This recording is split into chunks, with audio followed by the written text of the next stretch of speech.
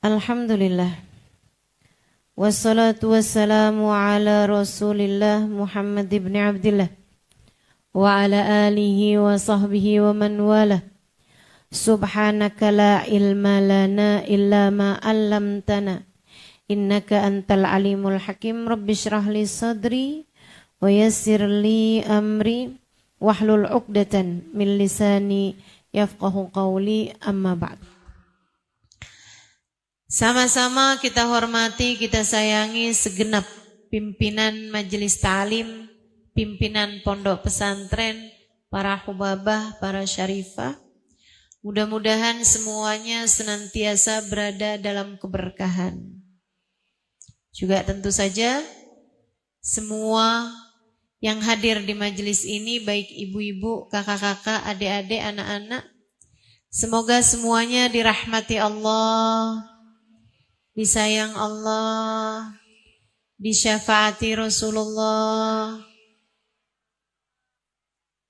disayangi Rasulullah Muhammad sallallahu alaihi wa ala alihi wasallam, insyaallah. Amin ya rabbal alamin. Waktu Nabi Muhammad Isra dan Mi'raj, Nabi Muhammad dibawa Allah keliling surga, dibawa Allah keliling neraka. Kemudian Nabi Muhammad bercerita, sewaktu beliau telah sampai di bumi, ra'aitu lailata an usriya bi anna aktsar ahlin nar minan nisa. Malam saya di Isra Mi'rajkan, saya lihat di neraka kebanyakan penghuninya dari golongan kaum wanita. Tentu bukan artinya perempuan banyak ada di neraka dibandingkan dengan laki-laki, karena bisa juga berarti bahwa akhir zaman wanita jumlahnya lebih banyak daripada pria. Akan tetapi banyak di antara para sahabat yang kemudian bertanya kepada Nabi Muhammad, apa hal yang dapat membuat perempuan banyak berada di dalam neraka? Lima dzalika ya Rasulullah. Kata para sahabat, kenapa begitu wahai Rasul? Kenapa banyak laki-laki ada dalam, kenapa banyak perempuan ada dalam neraka? Nabi pun bercerita. Boleh yang pindah tempat, hanya berpindah badan aja, tidak bergerak suaranya, boleh?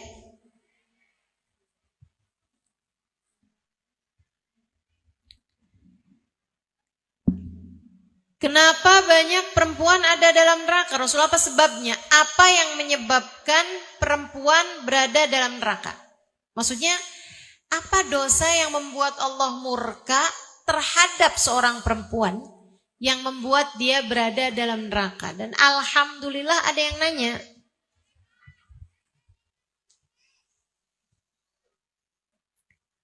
Karena dengan bertanya kita jadi tahu, sehingga semoga kita dapat menghindari agar tidak ada siapapun di antara kita yang menjadi salah satu di antara mereka yang Allah masukkan ke dalam neraka. Apa kata Nabi Muhammad alaihissalam? Dua sebab yang menyebabkan perempuan banyak ada di dalam neraka. Kata Nabi Muhammad bilang, li'annahunna yakthurnal la'nah wa yakfurnal ashirah. Sebab pertama, karena perempuan itu banyak melaknat, banyak ngata-ngatain orang, nggak pinter jagain lisan, nggak pinter jaga mulut. Sekarang ditambah nggak pinter jaga jempol dari komentar-komentar julid di internet, di media sosial. Ini yang menjadi penyebab banyaknya perempuan masuk dalam neraka. Kemudian yang kedua, li'annahunna yakfurna. Karena mereka suka gampang ingkar, gampang kufur. Ayakfurna billah, apakah mereka ingkar kepada Allah? Nabi Muhammad menjawab, la bal minal asyirah, tidak, melainkan ingkar terhadap suaminya, terhadap keluarganya. In ahsantum bihin nasanah. Perempuan neraka nih, kalau suaminya berbuat baik padanya setahun, kemudian disakiti sekali, dia akan bilang sepanjang hidup sama kamu, kamu gak pernah berbuat baik padaku sama sekali. Kayak kebaikan setahun habis dibakar sama kejelekan dia sekali aja. Jadi dua hal inilah yang menjadi penyebab perempuan banyak berada dalam neraka. Dan kalau kamu mau lebih memperhatikan, dua hal ini pula lah yang banyak menjadikan rumah tangga juga serasa berada dalam neraka. Istri yang tidak pandai menjaga lisannya. Istri yang tidak pandai berterima kasih kepada suaminya. Dua hal ini yang banyak menjadikan rumah-rumah tangga serasa berada dalam neraka, tidak dapat menghadirkan surga dalam rumah tangganya. Makanya nih para istri, dengerin dengan baik. Biar kamu tidak termasuk di antara yang menyesal ketika di hari akhirat nanti Allah Subhanahu wa taala tidak menyelamatkanmu. Jangan jadi orang yang menyesal. Kita mesti belajar nih di dunia. Gimana caranya biar terhindar dari menjadi seseorang yang kelak layak dimasukkan Allah ke dalam nerakanya. Semoga semua yang hadir di sini jadi ahli-ahli surga. Yang jadi istri, yang jadi ibu, yang jadi anak, semoga semuanya jadi ahli surga. Semua yang hadir di tempat ini, semoga Allah Subhanahu wa taala memudahkan kita untuk menuju jalan ridhonya, menuju jalan surganya, menuju bahagianya, dunia hingga akhirat insyaallah. Dunia hingga akhirat insya Allah. Dunia hingga akhirat insya. Yang pertama, pandai-pandailah jaga lisanmu, Bu, Kak, Dek. Pandai-pandai jaga lisan. Rumah tangga sama. Rumah tanggamu di dunia, rumah tanggamu di akhirat sama. Sama-sama bermodalkan kepandaianmu menjaga lisan. Yang pintar jadi istri. Jangan suka ngomong kalimat-kalimat yang menyakitkan hati suami. Apa sih kalimat yang nyakitin hati suami? Suami tuh mendingan dibilangin, kok kamu jelek sih? Misal, jauh lebih mending loh dibilangin kayak begitu daripada dibilangin sepanjang hidup sama kamu saya selalu menjadi orang yang menderita. Kamu kenapa sih gak bisa kayak jadi suaminya orang gitu? Kenapa kamu gak kayak suami yang lain? Pada baik-baik sama istrinya. Kamu kok kayak gitu sih? Kerjaan kamu tuh nyakitin hati saya mulu. Tuh hati-hati tuh. Ucapan-ucapan yang begitu, kamu gak pernah berbuat baik padaku sama sekali.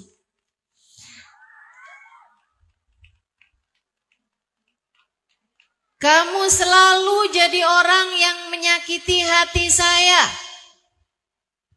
Nih kalimat-kalimat yang seperti inilah yang banyak menghancurkan seorang istri hingga menghancurkan rumah tangganya. Kamu suami yang tidak berguna. Tuh. Kamu suami yang tidak berguna. Kesian. Kesian. Saya kesian sama suamimu.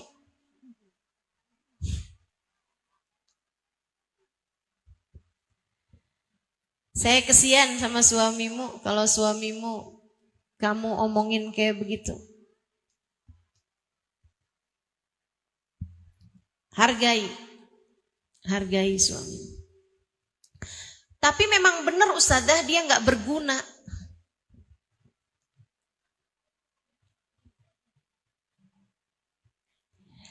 Seorang wanita yang mulia akan dapat memuliakan suaminya, siapapun suaminya. Hanya perempuan yang hina yang akan selalu menghina suaminya, siapapun suaminya. Perlakuanmu kepada suamimu tidak menunjukkan siapa dia, menunjukkan siapa kamu. Saya ulangi. Perlakuanmu kepada suamimu tidak menunjukkan siapa dia, menunjukkan siapa kamu. Perempuan yang mulia, suaminya siapapun gak akan pernah ngomong kasar, gak akan pernah ngomong kotor, gak akan pernah manggil suaminya dengan nama yang ada di kebun binatang. Gak ada. Walaupun suaminya udah nyebutkan nama 10 binatang sekalipun, dia gak akan jawabin, emang cuman kamu yang tahu nama-nama binatang? Saya juga hafal. Gak gitu. Wanita yang mulia akan mampu memuliakan suaminya. Karena urusannya dengan dirimu sendiri, Kak. Urusanmu, perlakuanmu kepada suamimu adalah urusanmu dengan hisabmu sendiri, Dek. Saya sampaikan kepadamu atas nama cinta. Yang benar mas suami, yang hormat mas suami, muliain, hargai bagaimanapun seperti yang disampaikan Nabi Muhammad. Fanduri ilaih fa innama huwa jannatuki wa naruki. Perhatikan betul bagaimana perlakuanmu kepada suamimu. Ia adalah jalan surga ketika kamu memuliakan dia, jalan neraka ketika kamu menghina dan menyia-nyiakan dia. Jadi yang pinter-pinter jaga lisan. Ngomongmu yang bagus sama suami. Ngomongmu yang bagus. Yang bagus tuh yang gimana Ustazah? Nih, banyakin pujian. Banyakin pujian. Sama suami itu yang sering muji. Ustazah, masalahnya gak ada yang bisa saya puji dari diri suami saya. Ya kamu terlalu namanya. Kamu udah nikah berapa lama? 10 tahun Ustazah. Lah matamu kemana? Gak bisa lihat kebaikan-kebaikan dalam diri suami. Pasti ada, pasti punya. Semua orang tuh diciptakan lengkap dengan kebaikan dan keburukannya. Udah pasti. Nih Bu, saya kasih tahu ya Bu ya. Kadang-kadang fokus kita terhadap sesuatu yang kecil melupakan kita kepada sesuatu yang besar. Ada seseorang ngebangun tembok. Bangun bangunan, bikin tembok, temboknya bata disusun-susun gitu. Habis selesai dia bangun, diliatin, oh cakep nih tembok yang udah saya bangun. Ada temennya lewat, nih tembok siapa yang bangun? Saya. Bagus kan? Ya tapi 2 batu bata ini miring nih. Oh iya ya, ya ampun miring nih. Sedih dia liatnya. Sampai dia pamitan sama yang punya bangunan. Boleh gak nih saya rubuhin tembok yang ini karena ada 2 batu batanya yang miring. Jangan dong, kan kita udah keluarin modal banyak nih buat bangun tembok ini. Dia bilang tiap saya lewat tembok itu tiap hati saya sedih. Karena saya punya 2 batu bata yang miring. Sampai satu hari teman saya lewat. Terus dia bilang, siapa yang bangun tembok ini? Saya. Bagus. Apaan? Ini 2 batu batanya miring. Emang berapa banyak batu bata yang udah kamu bangun di sini? 200. Dia bilang kalau kamu punya 200 batu bata yang miring 2, artinya kamu punya 198 yang bagus. Ini nih, kadang-kadang fokus kita sama 2 batu bata yang miring membuat kita lupa sama 198 yang lurus. Kita sama suami tuh sering kayak gitu. Kita sama anak kita juga sering kayak gitu. Kita sama orang tua kita juga sering kayak gitu. Kita sama diri kita aja suka kayak gitu. Fokus kita sama yang kurang, fokus kita sama yang salah, bikin kita lupa sama yang bagus-bagus, bikin kita lupa sama hal-hal baik yang datang dalam kehidupan kita. Makanya jagain. Kamu bisa bener ngomongnya kalau kamu bener cara mikirnya. Bu, Kak, Dek, kalau kamu mikir bahwa semua ucapanmu akan ada hisabnya, kalau kamu berpikir bahwa ucapanmu kepada suamimu nanti di akhirat harus kamu pertanggungjawabkan di hadapan Allah, kamu akan belajar untuk bisa meluruskan lisan kamu, mulut kamu. Kamu gak bisa bilang, misalnya gitu ya, saya mau Ustazah emang ngomongnya kayak begini nih kasar tapi hati saya lembut. Dari mana? Isi lisanmu itu adalah isi apa yang keluar dari lisanmu adalah isi dari apa yang ada di dalam hatimu. Nih lisan kamu nih kayak mulutnya teko, Bu. Nih, teko nih di depan saya nih. Ini kalau misalnya isinya teh, nggak bakalan keluarnya susu. Betul nggak? Itu orang yang bilang, bahwa mulut saya sih kasar sih, saya emang kalau ngomong kayak begini nih. Tapi hati saya tuh baik. Hati saya tuh lemah lembut. Itu sama aja kayak ngomong yang, jangan lihat ya, ini mah yang keluarnya emang oli, tapi dalamnya nih susu. Gimana ceritanya? Kalau yang keluarnya oli, berarti yang di dalamnya juga oli. Nggak bakalan berbeda. Makanya kalau kita perhatikan ucapan-ucapan istri-istri solehah itu indah terus, indah terus. Masya Allah, Masya Allah. Saudaraku sekalian saya muliakan, guru saya Hubabah Nur, Hubabah Ummu Salim, istri dari Al-Habib Umar bin Hafiz. Beliau tuh pernah cerita tentang seorang istri yang sangat solehah. Dia bilang di kampung saya, di Baydho, dulu ada satu keluarga punya sebuah perusahaan yang dikelola bersama keluarga besar. Abang-abang tuh semuanya pada kelola satu perusahaan. Nah, si perusahaan ini dipegang sama abang yang salah satu dari saudara-saudara mereka lah. Meninggal dunia saudaranya. Ada istri, ada anak-anaknya. Habis suaminya meninggal, si saudara mereka ini meninggal, mereka rapat bersama-sama.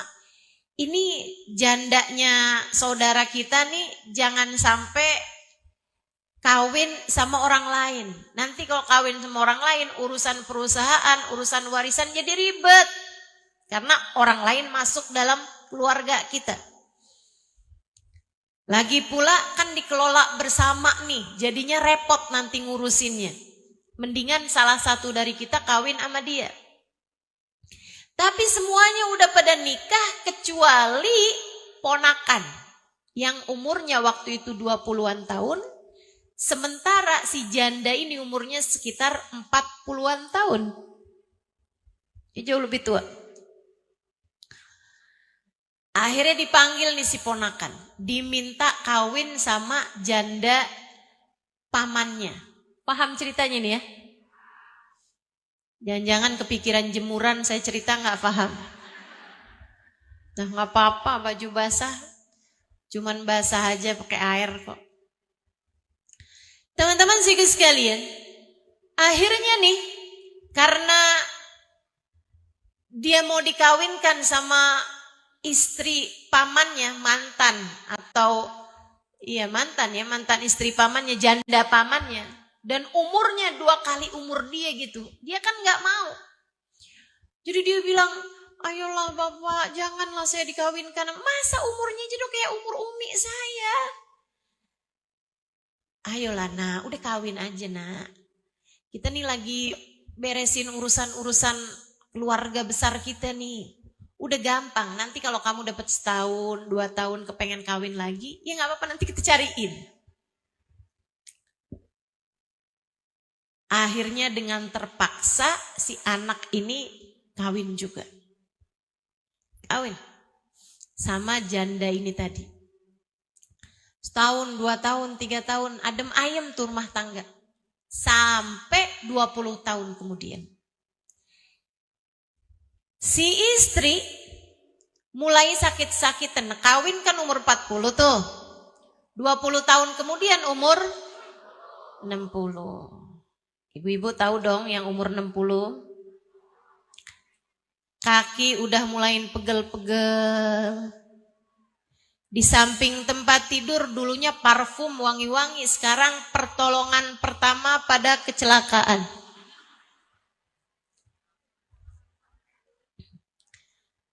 Ada balsem.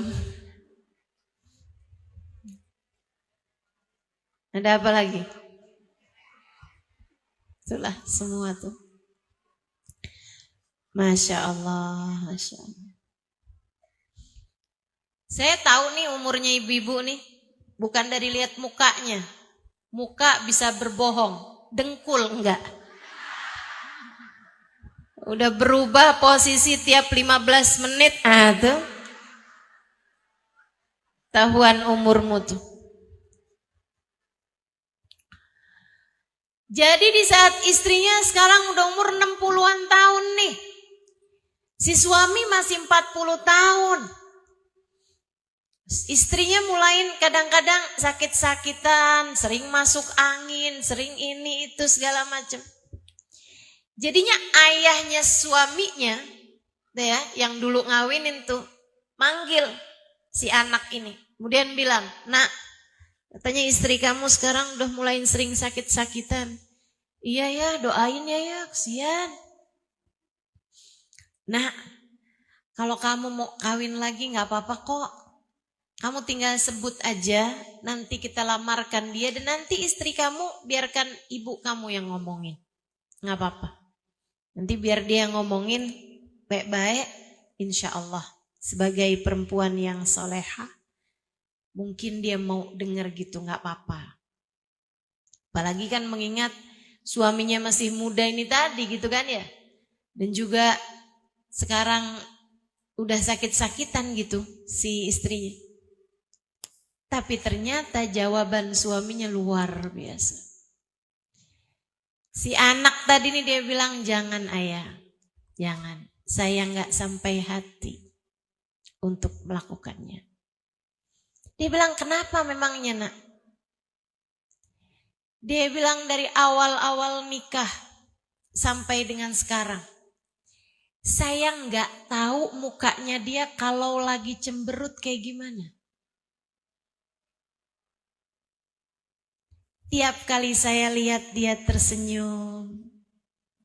Tiap kali saya panggil dia bilang lebek habibi. Gak apa-apa sayang, gak apa-apa. Dia membuat saya menjadi setara raja. Bagaimana mungkin saya tidak membuat dia menjadi seperti ratu? Dia bilang dia adalah istri yang sampai dengan sekarang saya tidak pernah mendengarnya berkata tidak kepada saya. Gak pernah ngomong keras, gak pernah ngomong kasar. Dia bilang dia selalu tersenyum, dia selalu berkata lebih habibi, lebih habibi. Masya Allah. Wanita yang seperti ini ayah, saya tidak mau menjadi lelaki jahat yang meninggalkannya di saat dia dalam keadaan sakit. Masya Allah. Yuk, perempuan, jadilah solehah. Pinter-pinter jaga lisan.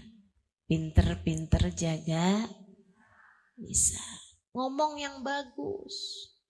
Puji suami. Rayu suami. Halal. Asal suamimu sendiri.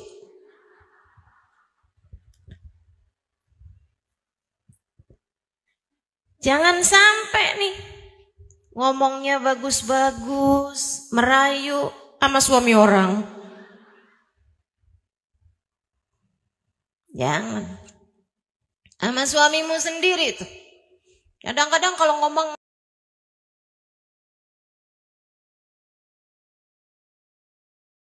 sama orang lembut gitu, baik. Tapi giliran ngomong sama suami, ya Allah. Lagi jalan nabrak orang, maaf ya, aduh maaf saya gak kelihatan. Giliran lagi di rumah, lagi jalan buru-buru nabrak suaminya, kamu jangan berdiri di sini napa? Ada yang begitu.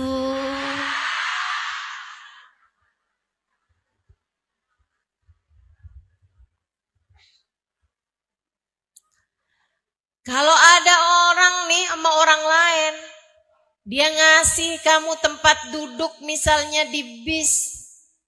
Makasihnya sampai gak kelar-kelar.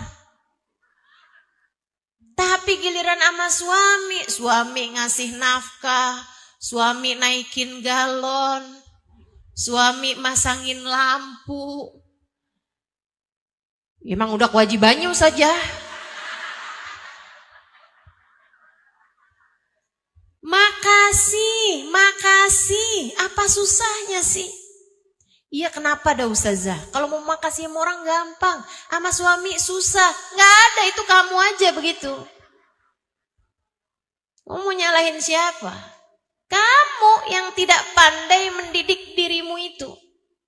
Belajar buat mendidik diri sendiri. Jagain lisan. Pinter-pinter. Ngomong sama suami yang bagus, belajar. Ibu-ibu saya sekalian, emang Ustazah udah bagus ngomongnya? Belajar. Kita semua belajar. Kalau nggak belajar hidup di dunia mau buat apa? Kita belajar menuju surga kita masing-masing. Kita belajar untuk bisa menuju kebersamaan dengan manusia-manusia mulia di akhirat nanti. Kamu kalau sama suami bawaan kasar mulu, keras mulu, marah-marah mulu. Kamu pengen di akhirat barengan sama istrinya Nabi Nuh. Tahu namanya? Bu Nuh.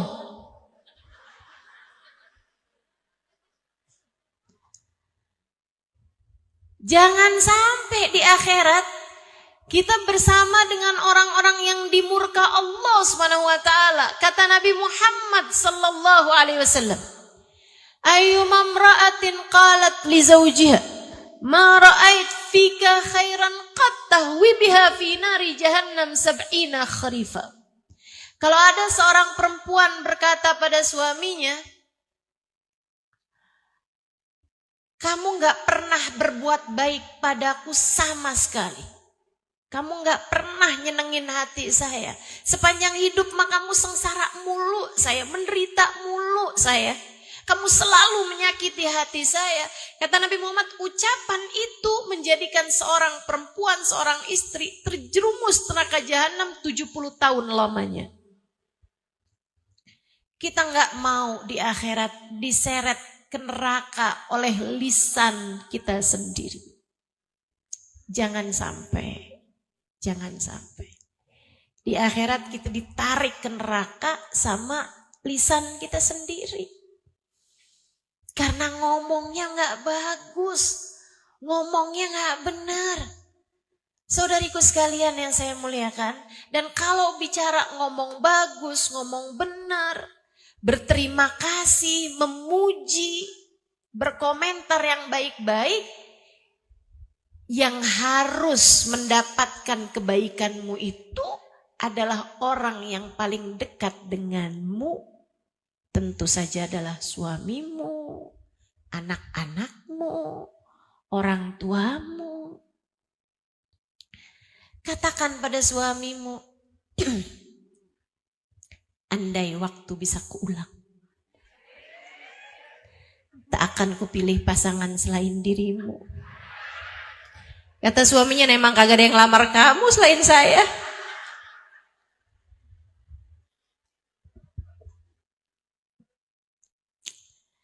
Sampaikan pada suamimu, ada banyak hal yang saya sesali. Dan menikah denganmu bukan salah satunya. Ada banyak hal yang saya syukuri. Dan menikah denganmu adalah nomor satunya. Enak banget tuh. Ayo dah, belajar. Belajar teman-teman, belajar. Belajar buat ngomong yang bagus sama suami. Insya Allah. Kamu adalah hadiah paling manis yang Allah berikan dalam hidup saya.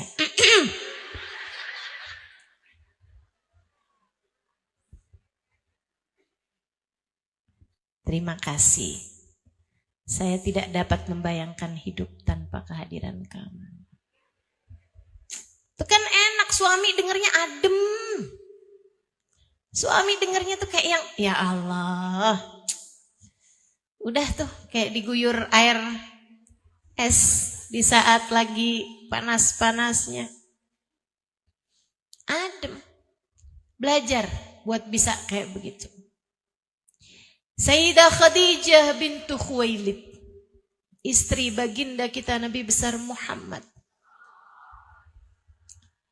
Dulunya wanita kaya raya. Segala apa yang dia mau tersedia. Apapun yang dia inginkan ada. Punya banyak harta melimpah ruah. Punya banyak pelayan. Punya perdagangan, bisnis sangat besar. Tapi menikah dengan Nabi membuatnya habis-habisan. Hingga bahkan pada puncaknya mereka sekeluarga diboikot. Nabi Muhammad tinggal di rumah pengasingan. Di lembah Abu Thalib 2,5 tahun Nabi Muhammad bersama dengan Sayyidah Khadijah di sana. Orang gak boleh jual makanan sama mereka. Sehingga mereka seringkali berhari-hari menahan lapar. Sayyidah Khadijah kadang dapat minuman susu diberikannya kepada Nabi Muhammad. Sayyidah Khadijah bilang, saya enggak perlu Rasulullah, minumlah. Sayyidah Khadijah berkata, kuntu amshi amyalan. Saya terkadang berjalan bermil-mil jauhnya hanya untuk sekedar mencari makan. Lapar yang tak mampu kukuasai membuatku terpaksa makan dari daun-daunan hijau. Jalan bermil-mil nyari apaan aja, ketemu rumput dimakanin sama Sayyidah Khadijah. Kata Sayyidah Khadijah, sampai saya ngerasain gigi-gigi saya tambah hari tambah tajam. Kebanyakan ngunyahin rumput. Saudariku sekalian, sampai badan Sayyidah Khadijah hanya tinggal tulang berbalut kulit belaka. Di saat-saat seperti itu, Nabi Muhammad pernah berkata kepadanya, aku merasa malu padamu Khadijah. Dulu aku menikah denganmu sedangkan kamu adalah seorang perempuan yang kaya raya. Sekarang kamu menjadi miskin papa. Aku malu padamu Khadijah. Dulu aku menikah denganmu sedangkan kamu adalah perempuan yang dimuliakan kaummu. Sekarang kamu bahkan dihina dengan sampai sedemikiannya wahai Khadijah. Aku malu padamu. Aku menikah denganmu sedangkan kamu adalah seorang perempuan yang cantik jelita. Sekarang maafkan aku Khadijah. Maafkan aku Khadijah. Jadi tinggal tulang baru kulit belaka teman-teman. Apa jawab Sayyidah Khadijah? Beliau tersenyum kemudian berkata, ya Rasulullah, jangan pernah merasa begitu wahai Rasul. Engkau harus tahu. Sejak aku menikah denganmu telah kujadikan hidupku, hartaku, tenagaku, bahkan nyawaku, ku persembahkan untukmu ya Rasulullah. Nih perempuan model begini. Pantas jika Allah membangunkan untuknya sebuah rumah di surga. Jaminan dari Allah SWT yang Allah sampaikan lewat malaikat Jibril kepada baginda kita Nabi besar Muhammad sallallahu alaihi wasallam. Bu, kamu jangan mikir ya Khadijah jadi Khadijah, suaminya kan Nabi Muhammad. Saya gimana mau baik Ustazah, suami saya modelannya kayak gitu. Ibu-ibu saya sekalian, berbulan-bulan gak dapat makanan yang layak dimakan. Hanya sesekali dikirimin susu, diminum. Hanya sesekali mendapatkan kiriman roti-roti kering, dimakan. Kemudian jagain lapar lagi sampai berhari-hari lagi. Kamu sanggup? Kamu sanggup? Sayyidah Khadijah bersama dengan segala kesusahannya dalam kehidupan. Sayyidah Khadijah bersama dengan segala lara, duka, air mata, perjuangan. Bersama dengan itu semuanya, innaha maqalat la qattu inda zawjiha. Sesungguhnya Khadijah adalah istri yang tak pernah berkata tidak kepada suaminya. Saudariku sekalian yang saya muliakan, ini bukan tentang siapa suamimu, ini tentang kamu, bagaimana akhlakmu kepada suamimu. Kamu tidak akan dihisab atas apa yang dilakukan suamimu kepadamu. Kamu hanya akan dimintai pertanggungjawaban atas perlakuanmu kepada suami. Suamimu lagi pengen marah-marah, ya udah biarin, kamu jangan. Suamimu lagi pengen kesel sama kamu, ya udah biarin, kamu jangan. Tetaplah jaga diri, tetaplah jaga lisan. Sebab apa yang kamu lakukan semuanya hanya akan kembali kepada dirimu sendiri. Belajar buat sabar. Belajar buat benar. Belajar untuk selalu soleha. Kapanpun, dimanapun, dan dalam keadaan seperti apapun. Insya Allah.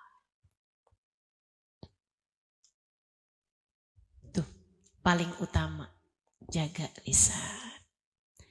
Pengen menghadirkan surga dalam rumah tanggamu, mesti pinter-pinter jagain lisan. Dan Bu, nih mumpung belum masuk nisfu Sya'ban. Jangan sampai di malam nisfu Allah turunkan ampunan, kamu tidak mendapatkannya. Salah satu penyebabnya adalah karena suamimu tidak ridho padamu. Yuk, mumpung belum masuk nisfu Sya'ban, belum masuk bulan suci Ramadan, minta maaf sama suami. Minta maaf sama suami. Tapi minta maafnya yang serius.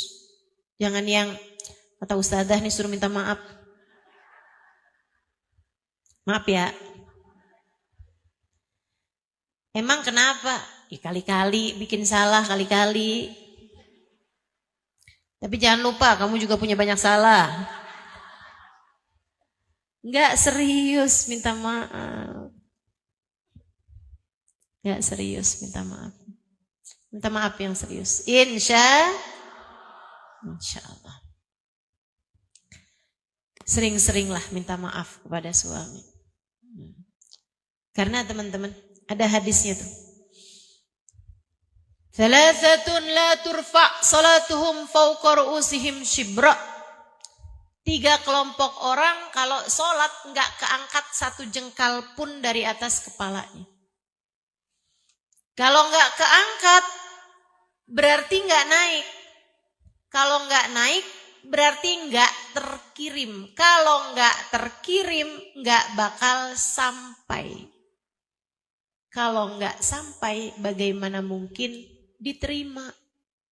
Kalau diterima aja enggak, gimana mungkin untuk mendapatkan balasan? Ini enggak keangkat katanya Nabi Muhammad 1 jengkal pun dari atas kepalanya. 3 kelompok orang. Kayak yang sholat sih tapi percuma aja enggak keangkat gitu. Tapi bukan artinya udah kalau gitu enggak usah sholat aja dah sekalian. Enggak gitu. Sebab akhirat bagaimanapun harus kita jalani nantinya. Dan kalau bukan hidup yang sekarang di dunia, hidup yang mana lagi yang akan kamu pakai untuk mencari bekal buat akhiratmu nanti. Harus hidup yang sekarang. Makanya harus benar-benar nyari bekal. Jangan termasuk 3 kelompok orang ini. Siapa mereka wahai Rasul? Yang pertama kata Nabi Muhammad, man amma qauman wa hum lahu karihun. Siapa yang memimpin satu daerah dan rakyatnya, warganya benci kepada dia karena kezaliman yang telah dia lakukan. Yang jadi pemimpin tapi nggak dicintai sama rakyat karena kezalimannya, ya, karena kezalimannya. Kalau dia udah bikin baik, udah nggak korupsi, udah bener, tapi ternyata rakyatnya masih nggak suka, itu urusan beda lagi.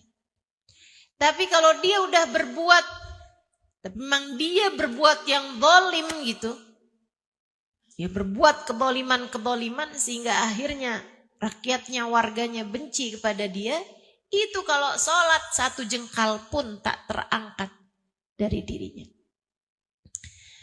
Yang kedua kata Nabi Muhammad, imra'ah batat wa zawjuha 'alaiha sakhit. Seorang istri melewati waktu malam sedangkan suaminya tidak ridho kepadanya. Makanya Nabi itu disampaikan batat wa zawjuha 'alaiha sakhit untuk ngajarin kita kalau lagi bertengkar, nggak akuran sama suami, jangan sampai lewat malam. Sebelum tidur, sebelum malam tuh dibaikin gitu. Udah, nggak usah kelamaan. Nggak akurannya nggak usah kelamaan, baik-baikan aja. Kamu deketin suamimu, terus kamu bilang, mana jari jentiknya? Emang kenapa? Baikan ya. Takut sampai datang waktu malam dia nggak ridho sama kita, yang masalah kita teman-teman. Itu kata Nabi Muhammad alaihissalam, ayyuma imra'atin batat wa zawjuha 'alaiha sakhit la'anatha al-malaika hatta tusbih. Kalau ada seorang perempuan datang waktu malam, suaminya sedang marah kepadanya, sampai pagi suaminya masih marah kepada dia, dilaknat sama malaikat. Perempuan tersebut dilaknat sama malaikat. Ustazah, kok gak adil ya kalau istrinya yang lagi marah suaminya dilaknat malaikat? Gak Ustazah? Enggak. Kok gak adil gitu Ustazah? Teman-teman sekalian, saya dulu juga mikirnya kayak gitu. kok kayaknya Nabi gak sayang ya sama kita ya. Kita disuruh baiin melaki, suruh jangan sampai datang waktu malam. Kita gak minta maaf sama dia, gitu. Tapi abisnya saya jalanin, karena hadis ini saya jadi takut. Jadi takut memalamkan masalah sampai besok pagi. Suami marah malam tuh saya takut. Satu, takut dilaknat malaikat. Kayaknya percuma kalau saya sholat ini, sholat itu. Gak bakalan keterima juga gitu. Yang kedua, saya takut mati. Itu gimana ceritanya kalau saya sampai mati dalam keadaan suami gak ridho. Yang namanya kematian kan bisa datang kapan waktu. Walaupun alhamdulillah sampai sekarang masih hidup. Karena hadis ini nih, saya jadinya takut buat memalamkan masalah. Saya berusaha untuk menghindarkan gengsi, menekan emosi, minta maaf kepada dia. Saudaraku sekalian saya muliakan, dan begitu minta maaf, saling baik-baikan, udah tuh enak, bisa tidur nyenyak, ya kan? Besok pagi bangun lebih ceria gitu. Alhamdulillah. Nabi Muhammad memang luar biasa. Bu, kelihatannya tuh kayak yang, kok Nabi gak ngebelain kita yang perempuan ya? Disuruhnya kita minta maaf. Ibu, yang susah maafin tuh kita. Coba tuh, kamu bayangin, kamu inget-inget deh. Kalau suamimu lagi marah terus kamu datang, maaf ya, tadi tuh saya tuh kebawa hawa nafsu, bawa emosi, maaf ya. Maaf ya. Apa yang suamimu bilang? Iya udah gak apa-apa. Gitu paling. Betul gak? Coba kamu inget-inget. Seingat saya gak gitu Ustazah. Kamu punya suami? Enggak. Saya gak nanya sama kamu. Rata-rata tuh suami kayak begitu. Tapi kalau suaminya yang minta maaf sama istri, maafin ya? Enggak. Ayo dong maafin. Enggak. Kita tuh susah. Semakin dimintain maaf, semakin egonya naik-naik terus. Bukan begitu? Makanya teman-teman, kecuali nih, saya mau kasih tahu juga nih sama para suami nih. Kalau mau minta maaf sama istri tuh gampang. Maaf ya, enggak. Saya udah transfer tuh tadi.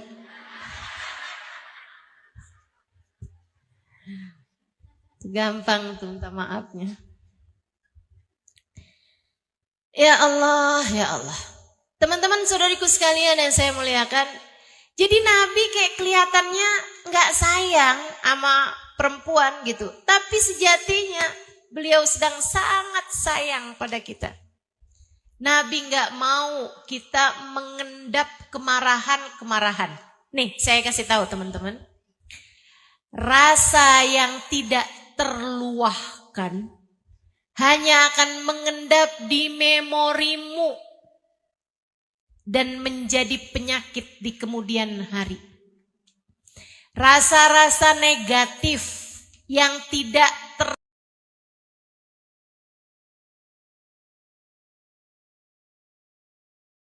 tersampaikan, tidak terluahkan. Ya, kamu kesel, ya udah dibawa tidur aja deh, besok mungkin lebih baik. Kamu marah, udah gak apa-apa biarin aja deh. Kamu lagi penuh dengan amarah apapun aja bentuknya tuh, kemarahan-kemarahan, bahkan dari kecil tuh. Itu teman-teman saudaraku sekalian, kayak kotak sampah kamu isi gak pernah kamu buang-buang. Tuh kayak gitu tuh. Kayak gitu. Bad mood aja gitu. Moodnya jadi gak bagus aja gitu kan. Bawaan marah-marah mulu. Anak dimarahin, suami dimarahin, tetangga dimarahin, orang gak salah dimarahin, di jalanan dimarahin. Ada tuh kan modelan perempuan kalau ngomong marah aja.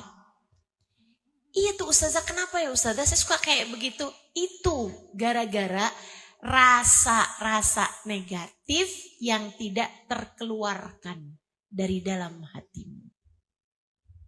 Ia jadi timbunan sampah memenuhi ruang hatimu itu.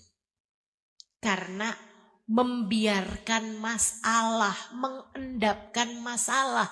Itu sebabnya Nabi yang tahu diri kita nih kayak apa, sama Nabi disuruh kamu jangan malemin masalah, minta maaf sebelum tidur.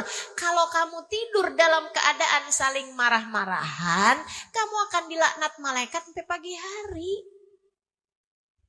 Nabi kelihatannya kayak ngancem, padahal itu biar kamu nggak jadi sakit, nggak jadi orang yang pribadinya buruk, nggak jadi orang yang karakternya berantakan, nggak jadi orang yang hidupnya sumpek terus-terusan, nggak jadi orang yang sedih terus-terusan.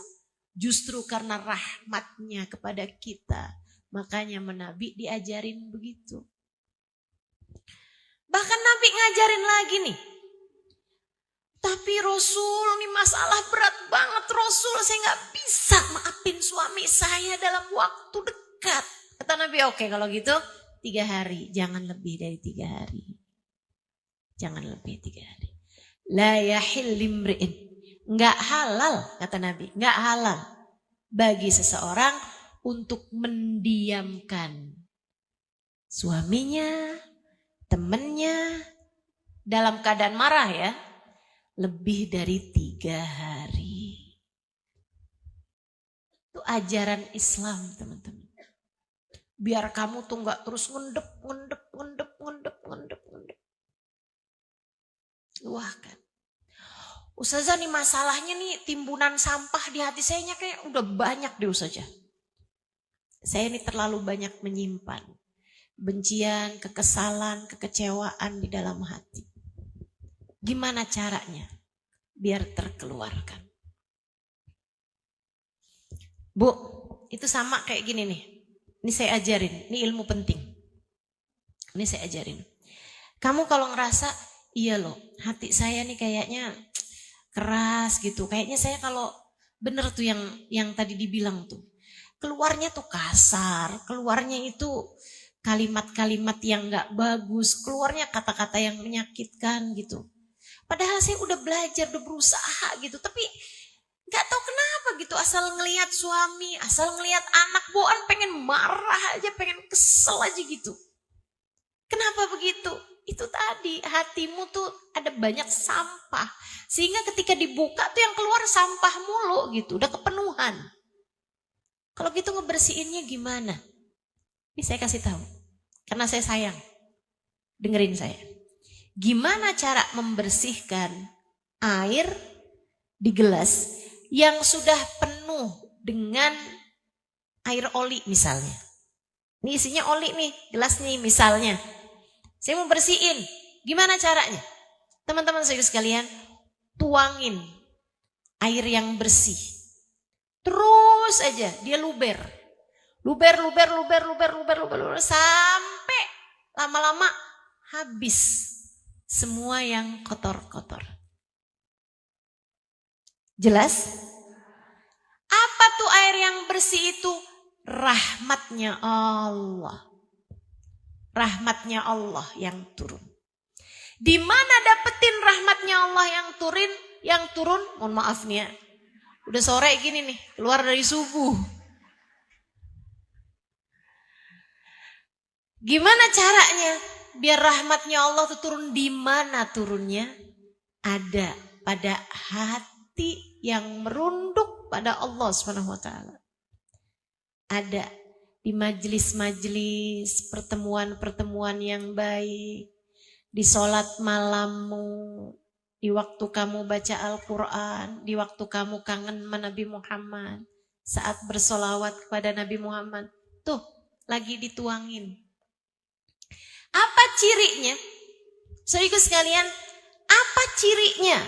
Kalau air tadi itu udah luber, cirinya keluar air. Maka orang yang dalam keadaan sedang dibersihkan Allah dari sampah-sampah, hatinya akan menangis saat-saat ia beribadah pada Allah Ta'ala. Kamu pengen bersihkan hati kamu, sering-seringlah menangis kepada Allah Ta'ala. Sering-seringlah mengalirkan air mata. Entah karena merasa malu kepada Allah, entah karena merasa takut atas dosa-dosa yang telah kamu lakukan. Bukan nangis karena nonton drakor. Bukan. Nangis karena rindu kepada Allah. Nangis karena rindu kepada Rasulullah. Air mata yang terus berkeluaran itu membersihkan hatimu, teman-teman. Membersihkan hatimu. Itu sebabnya salah satu dari 4 hal yang Nabi Muhammad berlindung darinya. Allahumma inni a'udzubika min ilmin la yanfa. Ya Allah, aku berlindung kepadamu dari ilmu yang tidak bermanfaat. Wa min qalbin la yahsha. Dari hati yang tidak bisa khusyuk. Min du'ain la yusma. Dari doa yang tidak engkau dengar. Wa min ainin la tadma. Dari mata yang tidak bisa menangis.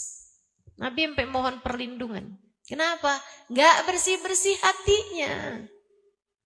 Gak bersih-bersih hatinya. Bersihin hati kamu. Kalau hatinya bersih, nanti lama-lama lisannya juga jadi bersih. Gak bisa lagi ngomong kasar, gak bisa lagi ngomong kotor. Ngomongnya yang bagus-bagus, ngomongnya yang manis-manis.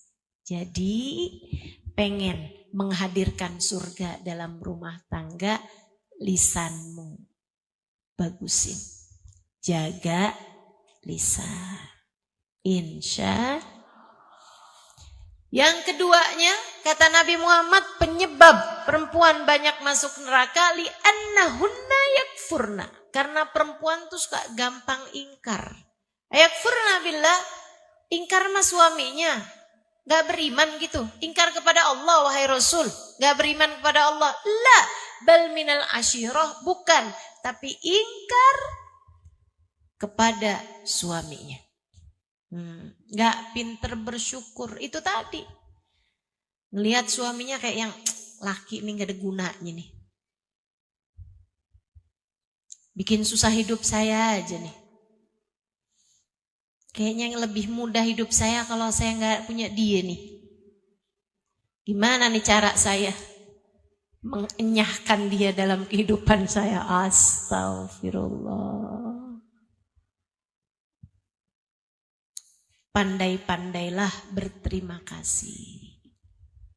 Mesti belajar, terus belajar, terus belajar. Lihatin kebaikan-kebaikan dia dan berterima kasihlah. Dihargain. Berterima kasihnya tuh disampaikan apa enggak? Lebih bagus jika disampaikan. Makasih ya. Kenapa makasih? Ya kamu udah transfer. Ya kan biasanya juga saya transfer. Ya makasih. Makasih. Kan ada juga yang enggak mau transfer. Kamu mau transfer. Alhamdulillah, makasih ya sayang. Mudah-mudahan rezeki kamu tambah berkah. Enggak, maksud saya ngajarin kamu ngomong gitu sama suami. Saya enggak lagi doain kamu. Ibu-ibu nih kalau urusan rezeki berkah, amin. Rezeki banyak. Tuh kan? Masya Allah, enggak bisa dengar urusan rezeki tinggal amin aja ibu. Kamu ngomong gitu sama suaminya. Sama suami.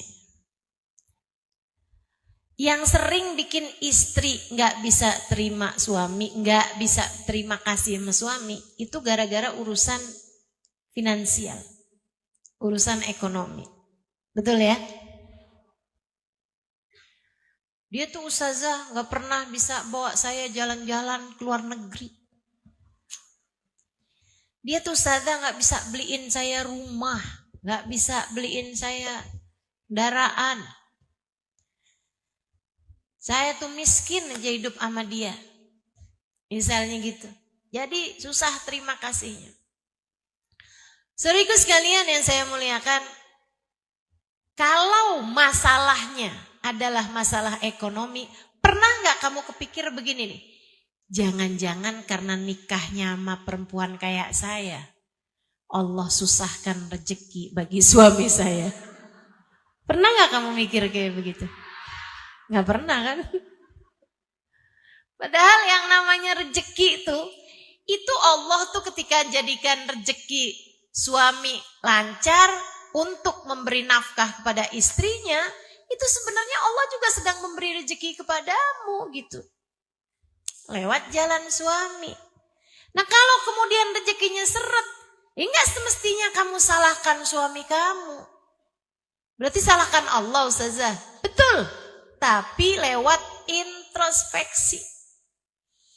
Kenapa Allah memberikan rezeki kepada saya nih susah? Kenapa? Bukan artinya salahkan Allah ya ini ya. Jangan salah paham. Maksud saya itu yang memberi rezeki yang seret itu adalah Allah Subhanahu wa taala. Kamu tinggal introspeksi. Jelas kok Allah ngasih panduan masalah rezeki itu jelas. Kata Allah Subhanahu wa taala, "A'udzu billahi minasyaitonir rajim. Man yattaqillaha yaj'al lahu makhraja wa yarzuqhu min haitsu la yahtasib. Wa man yatawakkal 'alallahi fahuwa hasbuh. Innallaha balighu amrih. Qad ja'alallahu likulli syai'in qadra." Kata Allah Subhanahu wa taala, siapa yang bertakwa kepada Allah, artinya menjalankan perintah Allah, menjauhi larangan Allah, yaj'al lahu makhraja, Allah akan selalu memberi jalan keluar bagi setiap permasalahannya, wa yarzuqhu min haitsu la yahtasib, dan akan diberi rezeki dari arah yang tidak dia sangka-sangka. Gitu, takwa sama Allah. Jadi kalau rezeki seret, coba diingat-ingat. Coba diingat-ingat. Gimana kabarmu sama sholat-sholatmu? Gimana kabarmu sama lisanmu? Kamu kebanyakan ngomongin orang kali. Makanya rezekinya akhirnya jadi seret. Katanya Fudail bin Iyad atau Ibrahim bin Adham, salah satu dari ulama-ulama soleh. Sebelum kita mengatakan, kalau kamu lihat rezekimu susah, kalau kamu lihat kamu berat buat mengerjakan ibadah, pasti disebabkan karena dosa yang telah kamu lakukan sebelumnya. Ustazah, apa artinya orang-orang yang rezekinya pada lancar-lancar itu karena mereka bertakwa sama Allah, Ustazah? Belum tentu juga. Ada juga yang istidraj dari Allah. Macam-macam. Akan tetapi, kalau kamu dikasih rezekinya itu seret, bisa jadi karena itu masalahnya. Bisa jadi. Cobain yang takwa. Kalau kamu saat suamimu tidur, kamu di sampingnya malah WhatsAppan sama mantan pacar kamu zaman SMA. Kemudian kamu ngarep rezeki kamu lancar. Gimana ceritanya?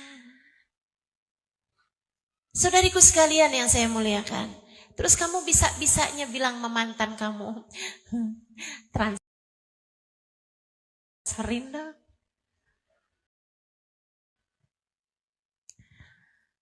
Kamu bahkan meminta kepada yang gak halal bagi kamu.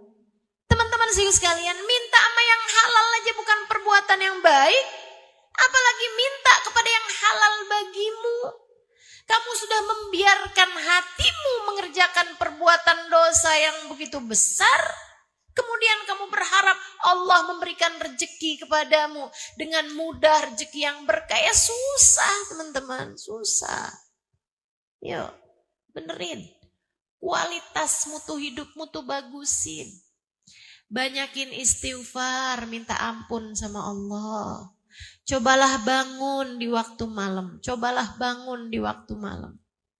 Kerjakan beberapa rakaat tahajud. Kemudian bilang sama Allah, ya Allah, maafkan aku atas segala dosa-dosaku ya Allah. Malu kepadamu ya Allah. Jadi hamba gak ngerti-ngerti juga sampai sekarang. Ya Allah, maaf ya Allah. Dosa terus-terusan, maaf ya Allah. Maaf ya Allah. Maaf ya Allah. Akhlak tidak terdidik, kerjaan marah-marah mulu, ngata-ngatain orang mulu. Maaf ya Allah, maaf ya Allah, maaf ya Allah. Maaf ya Allah. Maaf ya Allah. Jauhkan aku dari dosa-dosa ya Allah. Mampukan aku menghindari segala dosa ya Allah. Dekatkan aku kepadamu ya Allah. Terimalah taubatku ya Allah. Terus coba kamu kerjakan. Kamu akan lihat betapa Allah SWT ketika melihat kesungguh-sungguhan hatimu mendekat padanya, Allah bukakan pintu rahmatnya.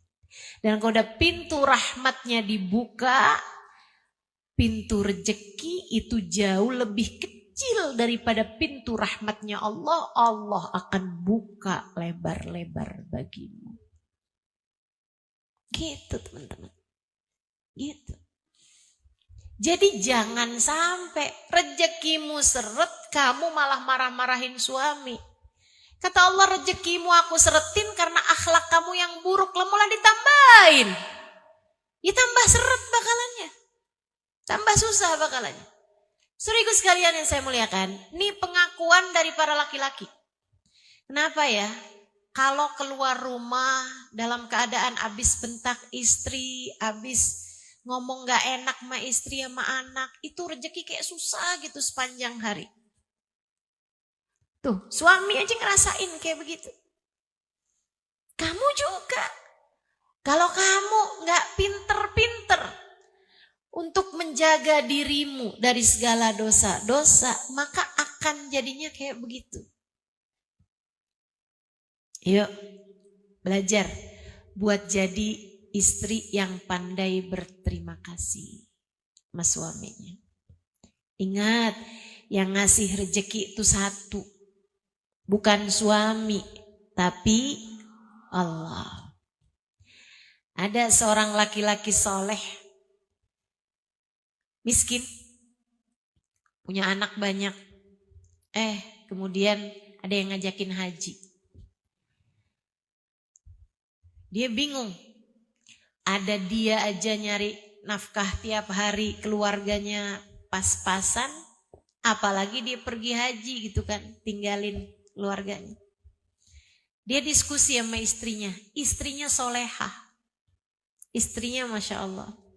Istrinya bilang begini nih, ini kesempatan kamu sayang, kesempatan buat bisa berangkat pergi haji, pergilah. Allah menghadiahkanmu hal yang begitu indah, pergilah. Sertakan aku dalam doa-doamu di sana. Sertakan kami semua keluargamu dalam doa-doa indahmu di sana. Sampaikan salam kami kepada Nabi Muhammad. Doakan kami agar suatu hari juga dapat pergi ke sana. Pergilah sayang, pergilah. Suaminya bilang, tapi gimana dengan nafkah kalian? Tenanglah. Kamu pergi, Allah kan gak pernah pergi. Udah berangkat suaminya. Istrinya, ini model istri-istri kompor nih. Istrinya, tetangganya. Ini kan udah mulai sore nih, ngomong bakalan banyak salah-salah nih. Tetangganya banyak yang jadi kompor gas kayaknya. Gampang meleduk. Begitu suaminya pergi tuh pada nengokin. Ya ampun, suami kamu pergi haji. Ada dia aja kehidupan kalian udah susah. Gimana kalau gak ada dia ya? Kamu gak apa-apa ditinggal suami. Nih, kayak sok perhatian. Padahal julid. Kamu jangan sampai jadi orang yang kayak begitu. Jangan sampai jadi orang kayak gitu. Tapi si perempuan solehah, perempuan beriman kepada Allah Subhanahu wa taala, faham pemberi rezeki cuma satu, namanya emang kamu gak susah ditinggal suami kamu pergi haji kayak begitu, gak ninggalin apa-apa buat kalian? Istrinya sambil tersenyum dia bilang, susah kenapa? Yang pergi kan tukang makan rezeki, yang ngasih rezeki kan gak pernah pergi. Tangannya langsung yang Dhahaba akilur rizik wa baqir razzaq. Dia bilang, kenapa harus bersedih hati? Yang pergi hanyalah tukang makan rezeki, sang pemberi rezeki tak pernah pergi. Gitu. Hidup dunia mah cuman segini-gini aja, Bu. Hidup dunia mah cuman segini-gini aja, Kak. Kamu ngarep apa juga dari kehidupan dunia yang cuman segini-gini ini nih? Gak ada yang bisa diharap. Dunia mah kayak gini-gini aja. Iya kan? Kamu pengen punya apa sih sampai segitunya? Suami kamu hina-hina, suami kamu gak bolehin. Kalau gak bawa duit jangan pulang sekalian. Apa yang mau kamu kejar, teman-teman? Walaupun punya uang sebanyak apapun, kalian gak akan bisa makan lebih daripada seukuran lambung sendiri. Kamu walaupun punya duit sebanyak apapun, gak akan pakai baju kecuali selapis. Mau pakai baju berapa lapis? Hah? Oh, duit saya banyak, saya pakai baju sekalian A7. Ada yang mau kayak begitu? Gak ada. Saudariku sekalian yang saya muliakan, mau apa juga dari kehidupan dunia ini? Kalau kamu punya ya alhamdulillah dinikmati. Kalau gak punya gak usah sampai segitunya. Sampai nyari yang haram-haram buat kamu kejar. Dunia ini akan ada akhirnya, saudariku sekalian. Begitu kamu mati, berlianmu gak akan kamu bawa masuk dalam kuburan. Begitu kamu meninggal dunia, semuanya hanya akan kamu sisakan untuk yang hidup. Apa yang kamu punya tak akan lagi menjadi milikmu. Maka belajarlah untuk berterima kasih kepada rezeki yang telah Allah Subhanahu wa taala berikan kepadamu. Berterima kasihlah kepada Allah atas limpahan rezeki yang Allah berikan kepadamu. Bu, alhamdulillah. Mata bisa lihat, telinga bisa dengar, mulut bisa ngomong. Betul? Alhamdulillah, kaki masih bisa digerakkan, tangan masih bisa bergerak. Alhamdulillah. Ibu mau jual mata 1 miliar? Gak mau kok. Udah, nikmatin aja hidupmu. Saya banyak ketemu orang-orang kaya gak bahagia-bahagia amat juga, Bu. Biasa-biasa aja. Biasa-biasa aja. Maka udah aja. Semuanya disesuaikan. Saya sering sampaikan, sesedikit apapun uang yang kamu punya cukup untuk membiayai hidupmu. Sebanyak apapun uang yang kamu punya gak akan cukup untuk membiayai gaya hidupmu. Maka kalau hidup pengen tenang, jangan banyak gaya. Disesuaikan. Insya Allah. Kali lagi yang punya rezeki, yang ngasih rezeki namanya. Dah. Saya mau ajarin Ibu kalau masuk rumah baca ayat kursi. Bikin hati jadi adem, rumah tangga jadi damai. Itu yang pertama. Baca ayat kursi setiap masuk rumah. Itu bikin kamu jadi lebih gampang nahan emosi. Kalau di rumah sering marah-marah apa tuh, biasanya juga gara-gara setan juga tuh, digangguin setan.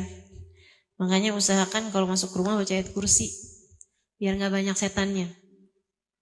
Ya, itu satu.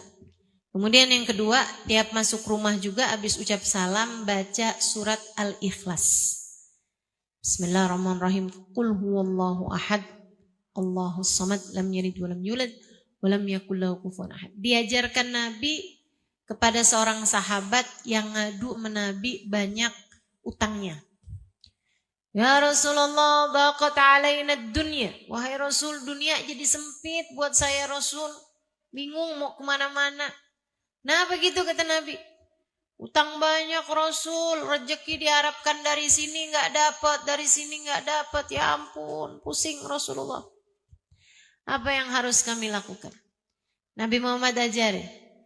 Idza dakhala ila baitak, kalau kamu masuk dalam rumah, fasallim ala ahli, ucapkan salam. Assalamualaikum. Ya, kalau masuk rumah ucap salam. Kemudian kata Nabi Muhammad, "Tsumma surat al-Ikhlas." Kemudian bacalah surat al-Ikhlas. Berapa kali Ustaz? Sekali aja. Kali aja. Sambil jalan apa berdiri? Boleh aja. Boleh sambil jalan, boleh sambil berdiri. Masuk rumah, Assalamualaikum. Wallahu ahad, bismillahirrahmanirrahim. Allah subhanahu. Terus kalau di rumah nggak ada kerjaan apa-apa, keluar lagi aja, masuk lagi, baca lagi.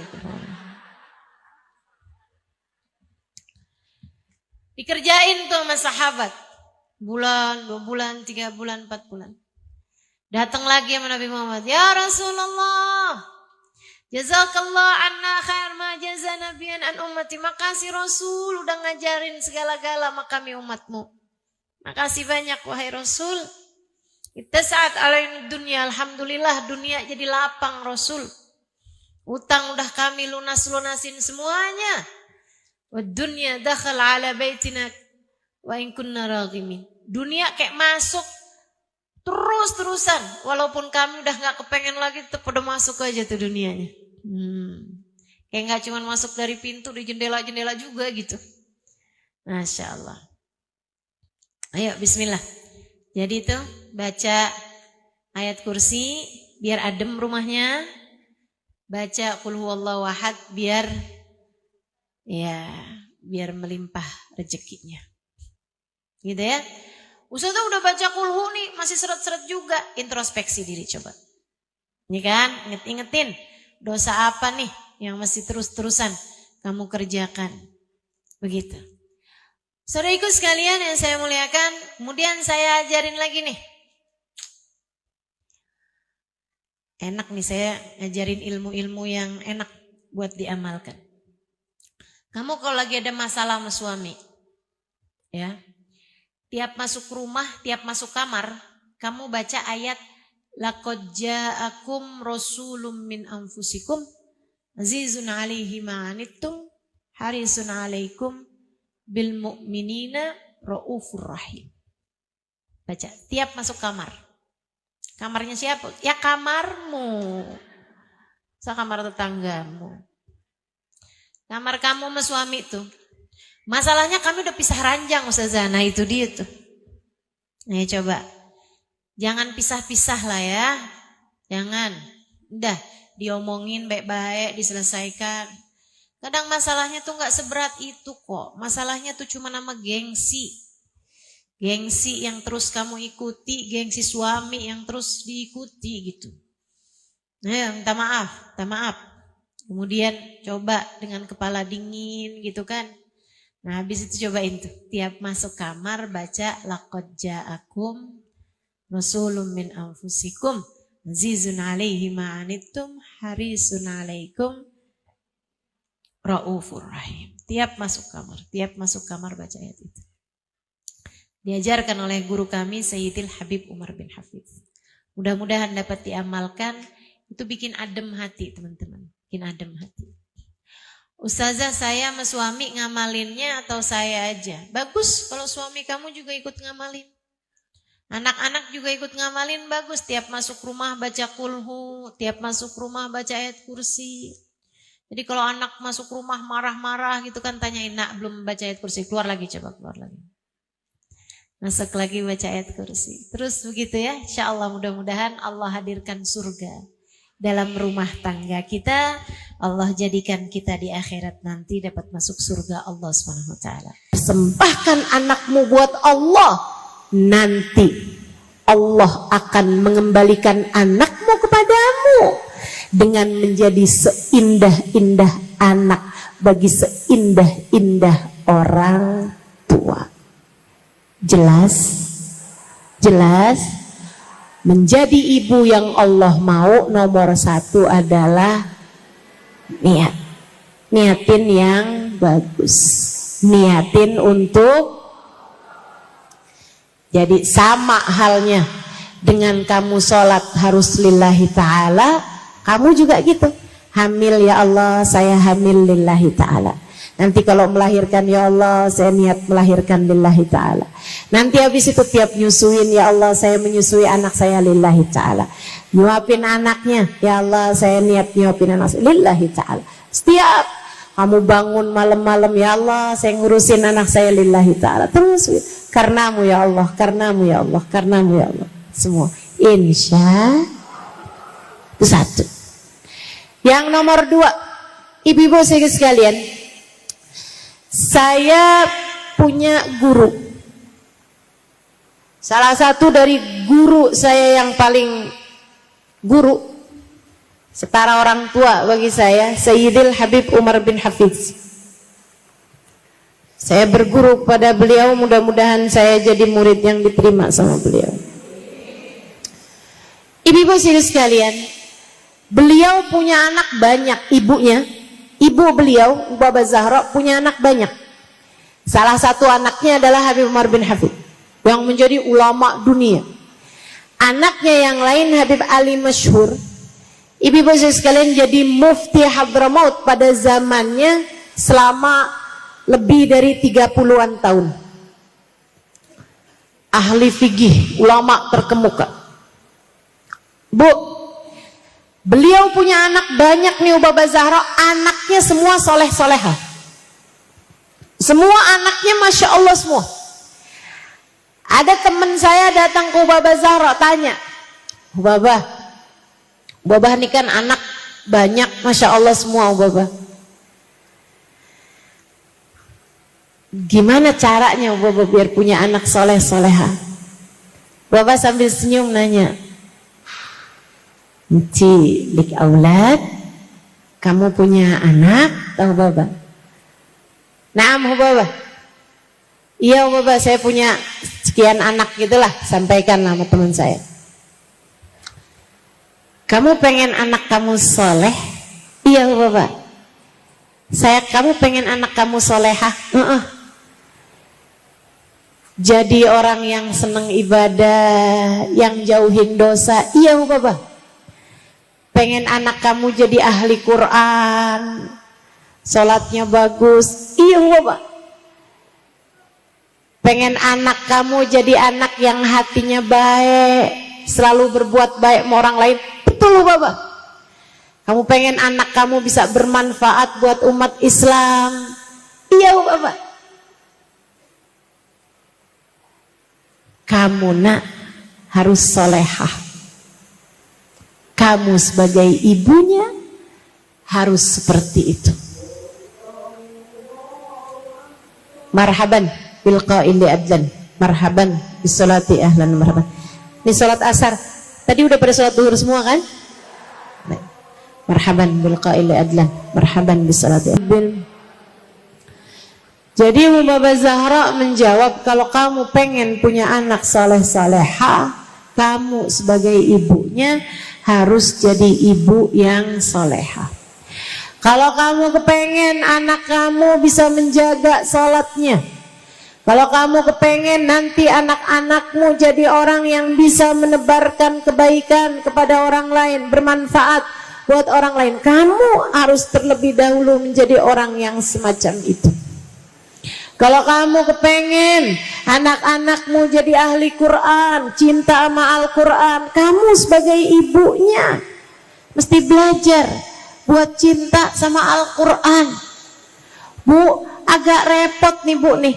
Kalau kamu konsentrasinya kepada urusan dunia, sementara kamu berharap biar anakmu menjadi orang yang konsentrasi sama urusan akhirat. Nggak bisa begitu. Nggak bisa begitu. Kenapa gitu? Sebab orang tua bagi anaknya itu kayak batang bagi bayangan. Batang pohon ibu-ibu, anakmu adalah bayangannya. Mata yastaqimudzil wal audu a'waju. Kapan ada ceritanya bayangan pohon bisa lurus kalau pohonnya itu sendiri bengkok? Kalau kamu kepengen bayangan pohon tersebut lurus, maka luruskanlah pohonnya dengan sendirinya. Nanti bayangannya bakalan ikut lurus. Jelas? Anakmu adalah bayanganmu, Bu. Kalau kamu kepengen anakmu menjadi anak yang soleh-solehah, maka kamu yang harus terlebih dahulu begitu. Kamunya jadilah solehah. Jadilah solehah. Ustazah, masalahnya bapaknya nih bukan laki-laki yang soleh, Ustazah. Suami saya nih bukan laki-laki yang soleh. Udah gak apa-apa. Mulai aja dari diri kamu tanpa harus nyinyir kepada suamimu. Kata Ustazah, loh, kalau anak kita mau soleh, kamu harus soleh loh. Gimana kamu berharap anak kamu bisa sholatnya bener, kamu yang sholatnya nggak bener, sholat yang bener loh. Nggak perlu begitu. Nggak perlu begitu. Kamu sebagai ibunya, kamu harus soleh. Ingat teori mixer. Nah, ibu-ibu udah tahu belum nih teori mixer? Udah? Belum? Ada yang tahu, ada yang belum. Ya udah, kalau gitu yang udah tahu ngajarin yang belum tahu. Saya pernah lihat teman saya, Bu, lagi bikin kue. Bikin kue banyak dalam jumlah besar. Dimasukinlah telur, dimasukin tepung, dimasukin mentega, masukin gula ke dalam wadah besar. Habis itu ibu-ibu sekalian, mixernya ditaruhin di tengah-tengahnya. Kecil aja mixernya. Dibiarin aja kayak gitu. Taruh ada tempatnya gitu, dibiarin, dimuter-muter. Saya liatin. Saya bilang, nggak diaduk aja nih. Muternya, di mixernya dimuterin gitu. Dia bilang, nggak usah Ustazah, biarin aja. Nanti juga bakalan keputer semuanya. Masa sih? Saya liatin aja tuh, Bu. Beneran, Bu. Lama kelamaan, Bu, telurnya nyamber tepung. Lama kelamaan tepungnya narik gula. Lama kelamaan mereka muter. Akhirnya semua samping-sampingnya ikut muter. Lama-lama yang jauh-jauh juga ikutan muter. Muter aja terus tuh semuanya, sampai akhirnya semuanya keaduk dengan sempurna setelah waktu yang cukup lama. Dari situ saya belajar tentang makna perubahan. Kalau kamu ingin berubah, mulailah dari dirimu sendiri. Kalau kamu tetap istiqomah berubah dalam kebaikan, liatin, nanti suamimu akan ikut berubah, anak-anakmu akan ikut berubah. Kalau kamu solehah, kamu jadi mixer yang berputar ke arah yang benar, nanti semuanya bakalan ikut berputar dengan arah yang benar bersama dengan dirimu itu. Percayalah saya. Memang gak instan, Bu. Gak kamu sekarang solehah, besokannya suami kamu atau anak-anak kamu langsung jadi solehah. Gak gitu. Gak gitu. Apalagi modelannya kamu yang nyinyir mulu sama suami. Bangun subuh, astagfirullah. Kamu nih jadi imam loh dalam rumah tangga. Dia baru bangun tidur udah yang, kamu nih kalau nggak jadi imam dalam rumah tangga yang bener, neraka.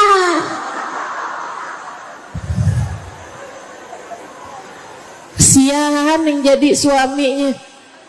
Ya Allah, ya Allah. Yuk belajar buat bisa jadi mixer yang bagus, insya Allah. Berputar perlahan tapi pasti. Terus istiqomah di jalan Allah. Terus mendekat dan introspeksi diri, perbaiki diri. Nggak usah tanya, kok anak saya ngomongnya kasar ya. Akan tetapi kamu perbaiki diri dengan tidak pernah berbicara kasar kepada siapapun. Itu cara paling benar memperbaiki anak-anakmu. Kamu gak suka apa? Ustadzah, saya gak suka nih sama anak saya nih gak dengerin saya. Saya balik tanya, kamu apakah selama ini sudah mendengarkan dengan baik anakmu tersebut? Ustadzah boro-boro dengerin, dia gak pernah ngajak ngomong sama saya. Ya itu, anakmu kenapa gak seneng ngomong sama kamu? Karena kamu selama ini tidak cukup mendengarkan dia. Gimana dia mau ngomong, Bu? Dia baru mau ngomong cerita dikit aja kamu bilang iya mama udah tahu. Ya susah. Belajar buat jadi pendengar yang baik biar anak juga kayak begitu. Jadi ibu-ibu sekalian, tuh nomor 1 benerin niat.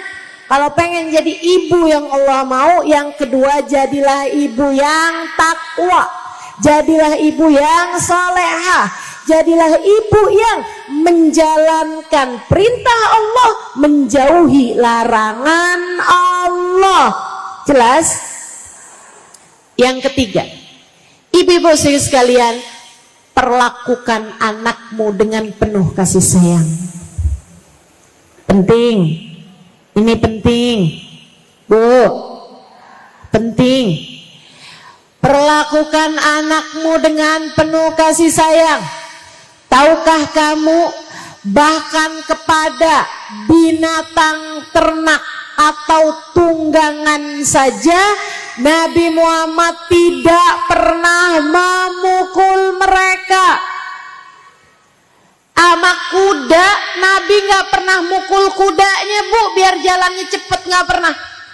Nabi punya unta, seneng dah dari untanya Nabi. Kalau lagi mau ngebut, Nabi biarin. Kalau lagi mau santai, Nabi biarin.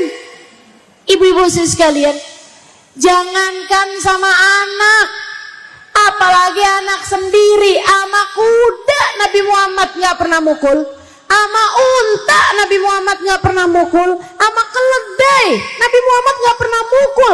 Padahal ibu-ibu sekalian, keledai itu binatang yang suaranya paling nyebelin. Ibu pernah dengar suaranya keledai? Belum pernah? Dengerin deh Bu, saya gak bisa nyontoin.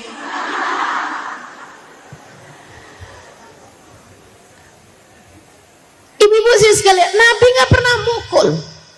Jadi sangat saya sarankan kepadamu, mulai sekarang jangan pernah terfikir buat mukul anak, jewer anak, apalagi nampar anak, nyubit anak. Jangan pernah ibu-ibu sekalian, jangan pernah. Alhamdulillah saya seumur-umur gak pernah digituin sama orang tua saya. Dan ibu gak usah khawatir, Ustazah kalau saya gak pernah mukul, saya baik-baikin terus anak, ntar anak jadi manja, ntar anak saya Ustazah gak nurut sama saya. Ustazah, siapa bilang? Ibu lihat saya, kira-kira saya nurut gak sama orang tua saya? Kira-kira saya bakti apa enggak sama orang tua saya? Ibu-ibu saya gak pernah dipukul sama orang tua saya, gak pernah, sekalipun saya gak pernah dipukul sama orang tua saya. Jadi itu kalau kamu pikir kalau saya pukul anak saya dia bakalan nurut, kalau saya cubit anak saya dia bakalan ngerti, nggak ada Bu, nggak ada. Yang dia akan ngerti kalau kamu pukul dia, kalau kamu jewer dia adalah bahwa ibunya nggak sayang sama dia. Yang akan dia pahami saat kamu cubit dia, saat kamu pukul dia adalah pemahaman bahwa dunia ini bukanlah tempat yang aman bagi dia sebagai hamba Allah Subhanahu wa ta'ala. Sebagai seorang anak, dunia ini gak aman. Kamu seharusnya adalah menjadi tempat yang ternyaman bagi anak-anakmu. Dekapanmu, pelukanmu seharusnya adalah menjadi selimut paling hangat dunia menjadikan dia kedinginan dan menggigil.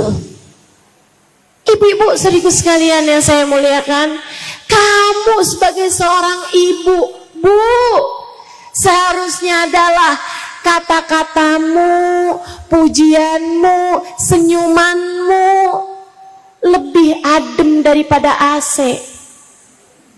Apalagi di tempat yang hangat, panas, gerah.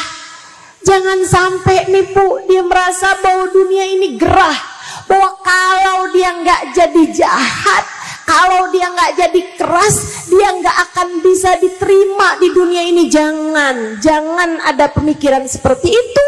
Kelak kekerasan itu akan kembali kepada dirimu sendiri. Jangan sakiti anakmu, Bu. Tidak dengan perlakuanmu, tidak pula dengan ucapanmu. Siapa bilang kamu boleh ngata-ngatain anakmu? Gak boleh. Apa hukumnya Ustazah? Saya ngomel-ngomelin anak, saya kata-katain anak saya dasar. Apa hukumnya Ustazah? Dosa. Hukumnya adalah dosa. Ibu-ibu sekalian yang saya muliakan, hukumnya adalah dosa. Bu, anakmu bukan milikmu. Anaknya miliknya anakmu, miliknya Allah. Kamu kalau anakmu diapa-apain sama orang lain, kamu terima apa enggak? Kamu enggak terima. Kamu marah sama orang yang berani ngapa-ngapain anak kamu. Saya kasih tahu, Allah marah sama orang tua yang berani ngapa-ngapain anaknya. Allah seakan berkata, anakmu bukan milikmu, anakmu adalah milik aku. Kamu berani-berani terhadap hambaku, aku akan murka padamu. Hati-hati. Ustazah, rezeki saya susah banget Ustazah. Coba lihatin, kamu suka marah-marah gak sama anak kamu? Coba lihatin. Ustazah, saya kok jadi orang nih Ustazah, kok kayak hidupnya saya susah mulu nih Ustazah. Hidup saya di dunia ini susah mulu Ustazah. Coba lihatin cara kamu memperlakukan anak-anakmu seperti apa. Bu, kamu jangan salah. Kamu jangan mikir bahwa itu enggak ada sambungannya, itu enggak ada kaitannya. Sangat berkait. Ibu-ibu sekalian, kamu sayangi anakmu, kamu berbuat baik pada anakmu, kamu cintai anakmu, kamu dekap anakmu, kamu puji anakmu, kamu hangatkan hati anakmu, Allah Subhanahu wa ta'ala akan cinta padamu. Allah akan mudahkan urusanmu. Allah akan bentangkan kasih sayangnya padamu. Allah akan dekap kamu dengan dekap rahmatnya sesuai dengan perlakuanmu terhadap anak-anakmu. Maka ibu-ibu sekalian, yang baik sama anak, Bu, kalau bukan kamu yang sayang sama anakmu, siapa lagi? Ibu-ibu sekalian, seperti yang tadi saya sudah sampaikan, saya nggak pernah hamil, saya nggak pernah punya anak. Tapi Bu, ibu tahu, hal yang paling menyakitkan saya adalah ketika seorang anak diperlakukan keji oleh siapapun, apalagi jika itu adalah oleh orang tuanya sendiri. Dia hambanya Allah. Bagaimana mungkin ada orang yang tega untuk menyakiti dia? Dia tidak bersalah. Kullu mauludin yulad ala fitrah. Semua anak terlahir dengan membawa fitrah. Dia suci, dia lahir di atas muka bumi ini dalam keadaan suci. Jangan sampai kamu karena kesel sama bapaknya, kemudian kamu sakiti hati anaknya. Saya pesan sama kamu, sungguh-sungguh saya sampaikan sama kamu, yang sayang sama anakmu, Bu. Biar kamu disayang sama Allah. Jangan sakiti hati anakmu, Bu. Jangan sakiti hati anakmu. Sebab kamu adalah ibunya. Kalau bukan kamu yang paling menunjukkan kasih sayang Allah kepada anakmu, itu siapa lagi kiranya? Bukankah kamu telah melahirkannya dengan separuh hidupmu? Bukankah 9 bulan kamu pernah berada dalam satu tubuh dengannya? Hembusan nafasmu adalah kehidupannya. Makanan yang kamu makan adalah santapan dan jamuan Allah baginya. 9 bulan kamu berada dalam satu hembusan nafas. 9 bulan nyawanya bersambung dengan nyawamu. Bagaimana mungkin kamu tidak menyayanginya? Kamu tentu masih ingat saat-saat ketika kamu setengah mati melahirkannya.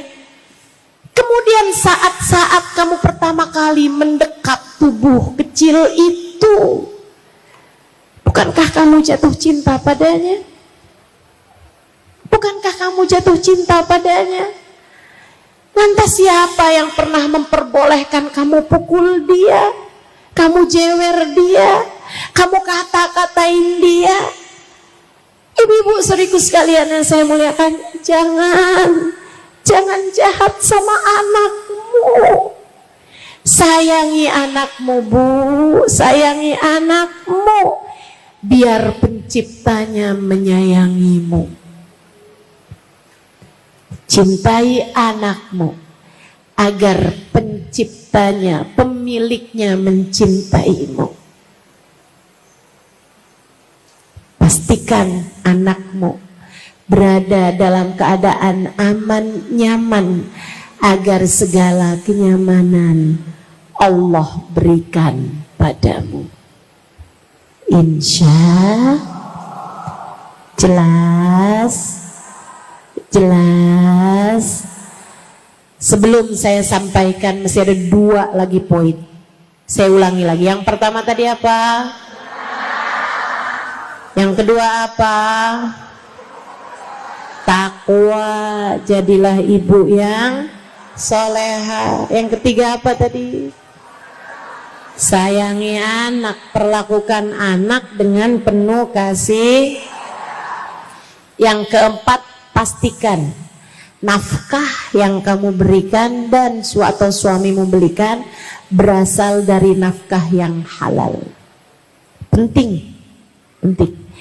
Jangan mau cari rezeki yang haram ataupun syubhat, jangan mau nguasain harta warisan keluarga, jangan mau kamu berbuat sesuatu yang diharamkan Allah untuk mendapatkan materi, kemudian materi tersebut kamu berikan untuk makan anak-anakmu, untuk pakaian anak-anakmu. Enggak, Bu.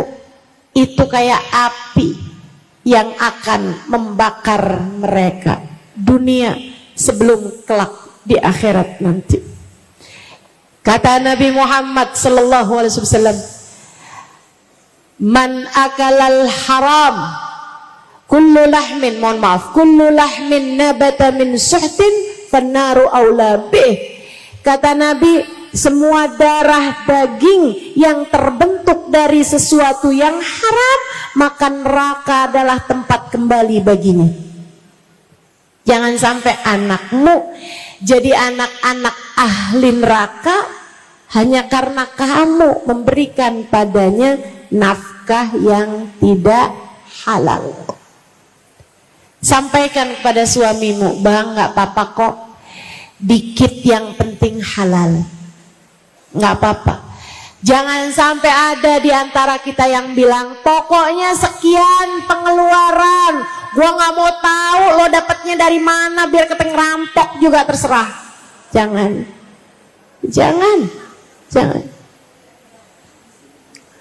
Sampaikan kepada suamimu, penting bagi kita buat jaga hidup kita dunia akhirat. Penting bagi kita jaga kehidupan anak-anak kita dunia akhirat. Pastikan bahwa yang masuk ke dalam diri kita adalah yang halal. Dari nafkah yang halal, dari kerja yang halal, dari uang yang halal. Insya Allah kita usahakan semaksimal mungkin. Sebab katanya Asyibli, man akalal halal ata'at jawarihuhu sya'am aba, wa man akalal haram asab jawarihu sya'am aba. Siapa yang masuk makanannya halal akan taatlah anggota tubuhnya mau atau tidak mau. Dan siapa yang masuk uangnya itu haram, makanan yang masuk dalam dirinya adalah dari uang yang haram, maka akan bermaksiat dan berbuat dosalah seluruh anggota tubuhnya mau atau tidak mau. Maka ibu-ibu sekalian, kalau kamu lihat, Ustazah, ini anak saya ini udah bener loh Ustazah, padahal saya udah didiknya dengan benar, saya nggak pernah ngomong kasar sama anak saya, tapi kok ya anak saya kok bandel, kok nggak denger ucapan saya, kok dia nggak nurut sama saya, kok dia nih kerjaannya ngerjain yang nggak bener mulu nih Ustazah. Coba periksa nafkah yang masuk ke dalam dirinya.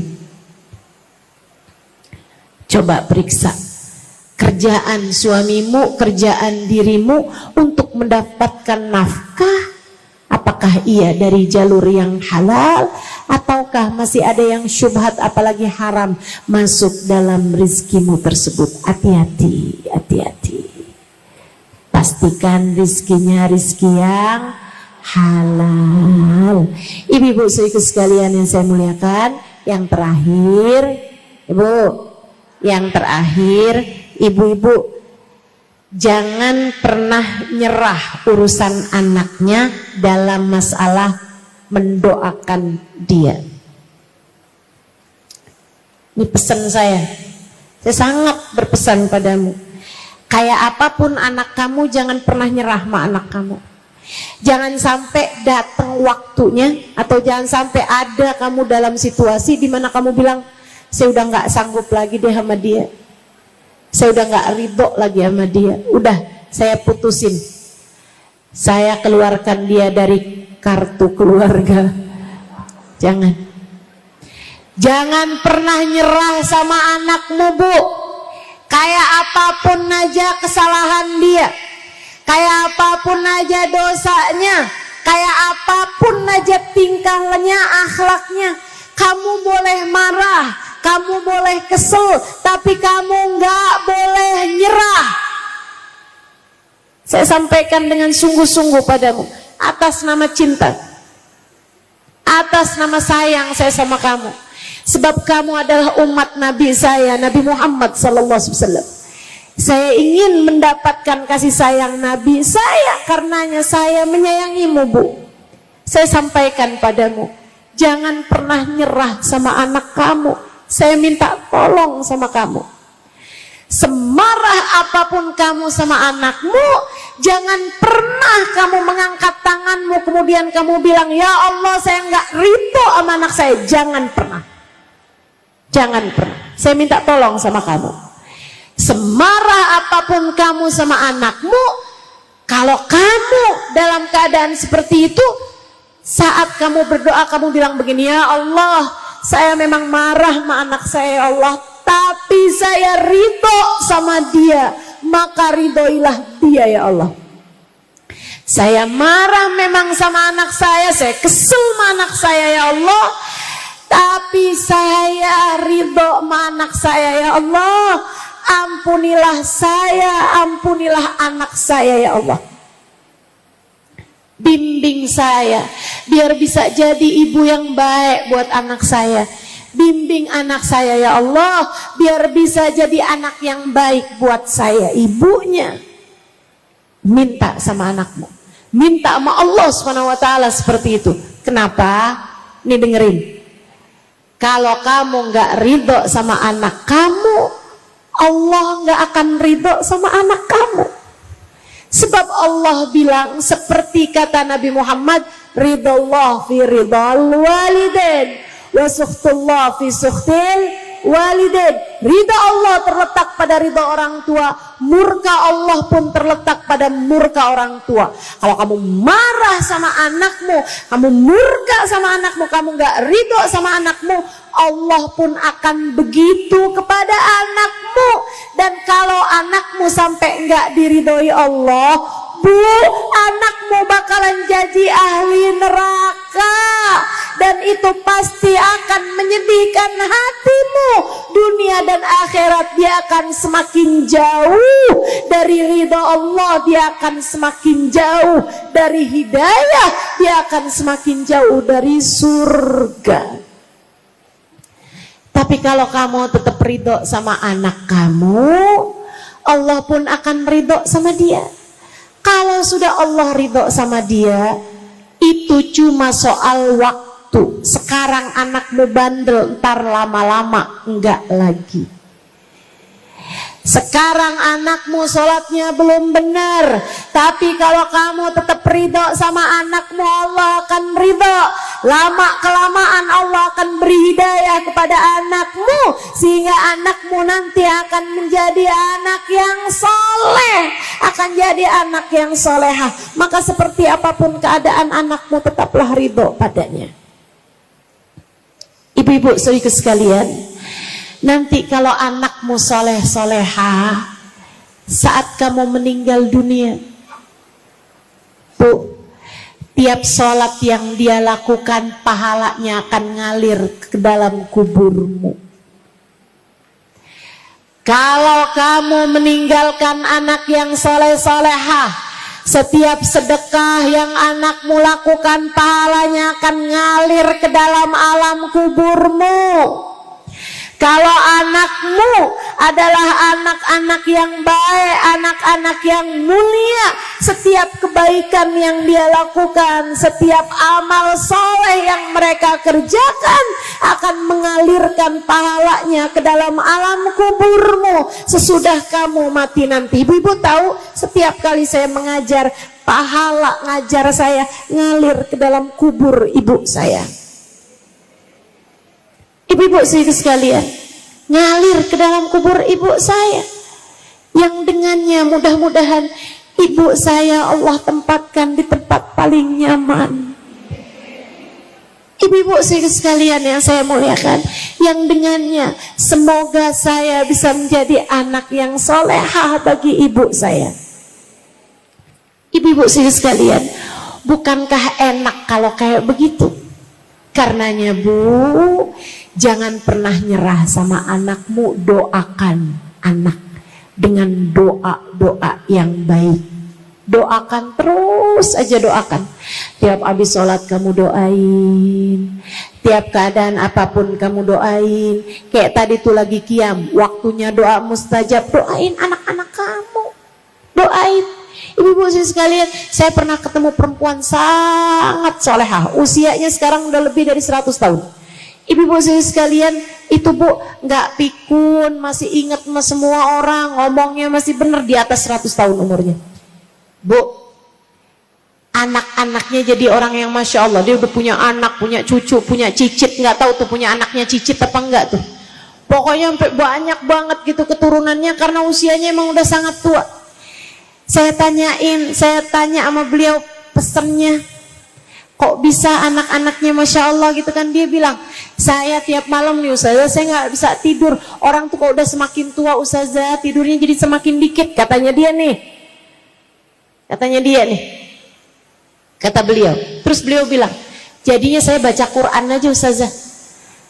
Baca Quran banyak-banyak, habis itu saya sholat witir. Dia bilang, anak saya nih, kalau nggak saya salah ingat ya, anak saya ada 6 Ustazah. Habis setiap kali sholat witir tuh 2 rakaat, saya doain anak saya yang nomor 1. Saya bilang, ya Allah, sayangin dia, sayangin istrinya, sayangin anak-anaknya, saya sebutin nama-namanya. Sayangin ya Allah mantu-mantunya dia, saya sebutin nama-namanya. Sayangin ya Allah cucu-cucunya dia, saya sebutin namanya cucu-cucunya. Anak-anaknya dia maksudnya, saya sebutin semuanya Ustazah, sampai ke cucu-cucunya, sampai semuanya Ustazah. Saya sebutin nama-namanya semuanya Ustazah. Dia bilang nanti saya sholat lagi 2 rakaat. Saya bilang ya Allah, sayangi anak saya yang nomor 2 Ustazah. Ya Allah, saya sebutin nama-namanya semua, nama anaknya, mantunya, sama cucunya, semuanya tuh Ustazah bawa-bawanya. Dia bilang saya doain, habis itu sholat lagi 2 rakaat, saya doain, saya sebutin semua nama anak saya yang nomor 3. Begitu Ustazah saya tiap malam. Ya nggak salah Bu, anaknya semuanya jadi anak yang berkah, jadi anak yang salehah. Ibu-ibu saudariku sekalian saya muliakan, kamu juga gitu. Kalau kamu kepengen anak-anak kamu soleh-solehah, kamu menjadi ibu yang Allah mau. Walam akun bidu'ai rabbi syaqiyya. Katanya Nabi Allah Ayyub alaihissalam, ya Allah, aku nggak akan nyerah terhadap berdoa kepadamu ya Allah. Jangan pernah nyerah dalam mendoakan anak-anakmu. Doa terus, doain terus. Sekarang belum soleh, sekarang belum soleha, doa terus, nanti kamu akan lihat anak-anakmu soleh-soleha. Jangan pernah nyerah sama anak. Jelas? Insya Allah. Nah detil, udah itu tuh. Saya udah ngomong lama, suara saya udah mau habis. Ya Bu ya? Diinget-ingetin pesan saya. 1 apa tadi? 2 apa tadi? Takwa. 3 apa tadi? Sayangi anak. Yang keempat apa tadi? Rezeki yang dia yang terakhir apa tadi? Doa. Ya, doa terus, jangan pernah nyerah dalam mendoakan anak-anakmu. Tetaplah mencintai mereka dalam doa. Mau anaknya deket, mau anaknya jauh, mau anaknya taat, mau anaknya nggak taat, mau anaknya benar atau lagi nggak benar sekalipun, tetap didoain, tetap terus didoain. Insya Allah. Rabbana zalamna anfusana wa illam taghfir lana wa tarhamna lanakunanna minal khasirin. Rabbana atina fid dunya hasanah wa fil akhirati hasanah wa qina adzabannar.